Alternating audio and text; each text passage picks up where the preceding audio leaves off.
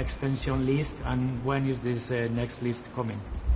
My hope with respect to digital is that the European Union will take our advice and guidance, which we came in today, solve for some of the outstanding cases, resolve those cases, and basically create a framework that we are comfortable with.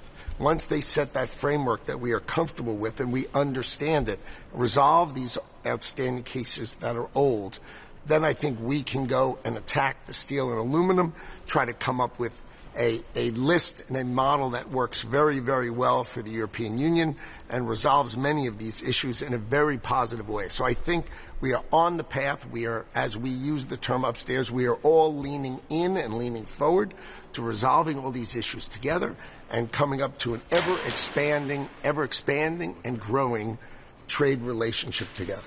Let me just, if I can make a point on the Digital Markets Act. I know my colleague Maros said that it's not discriminatory or intended to be, and I hope we're on a good path to resolving that.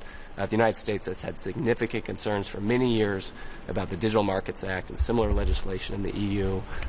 Many times the thresholds are set to the extent that it's nearly only U.S. companies that are captured.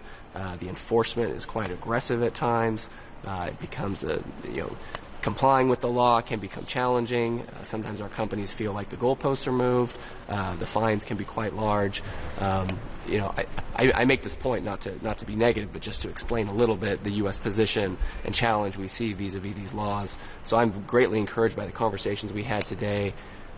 We know that the European Union, that these laws are important to them, that they're trying to regulate, within their jurisdiction. We just want to make sure we're controlling for our companies that have global business models, that their global revenues aren't affected, and a variety of other things that perhaps could be modified to help accommodate their concerns and ours. Okay, I think that will conclude our doorstep. Before we close, I just want again to thank you for accepting our invitation. We were proud, the Danish presidency, to host this lunch, but as I always also told my colleagues and reminded them about Milton Friedman's old saying, there is not such a thing as a free lunch.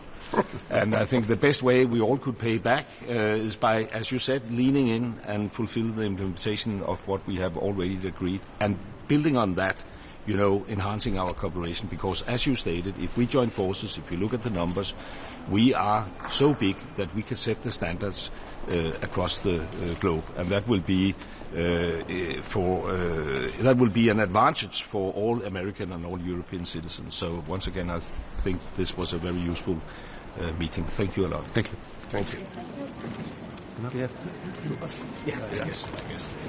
So I will see you in a moment with the business leaders. Yeah, it will be another thing.